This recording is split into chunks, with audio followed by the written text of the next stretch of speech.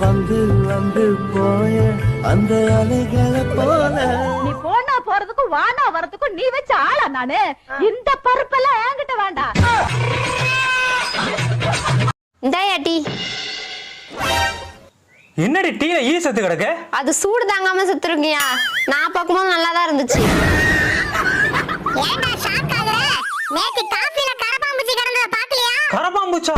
யோ அதெல்லாம் எடுத்து போட்டேயா. எனக்கும் மனசாட்சி இருக்கு. மண்ணாங்கட்டி ஏண்டி முறைக்கிற? நாளைக்கு பாலுல பல்லிய போட்டு கொடு, அவனாவது நிம்மதியா போட்டான்.